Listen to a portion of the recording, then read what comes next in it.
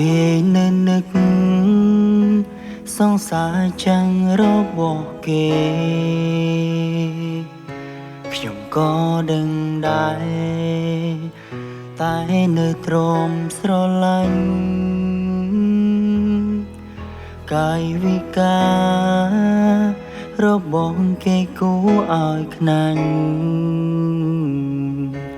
តែខ្ញុំនៅចាញ់ខ្ញុំចាញ់សង្សារចាស់គេពេលដែលខ្ញុំសួរគេប្រាប់ខ្ញុំថាអស់ចិត្តតែតាមការពិតគេមិនទាន់ភ្លេចម្នាក់នោះទេ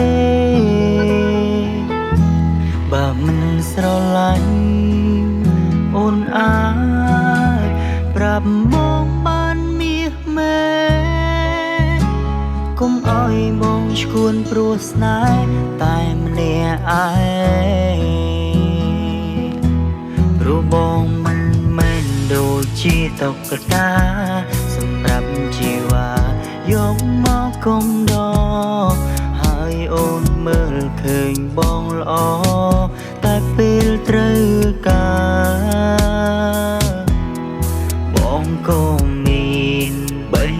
ដូងហើយបងក៏ចេញឈឺផ្សាព្រមតែជីវ៉ា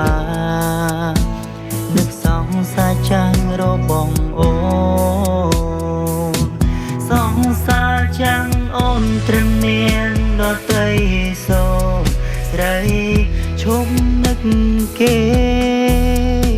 ព្រោះពេលនេះមាសមេអូនមានបងសង្សារចាំងអូនត្រឹមមានដតីឬស្រីទុកសំខាន់ជាងបងឬស្នេហ៍ស្នង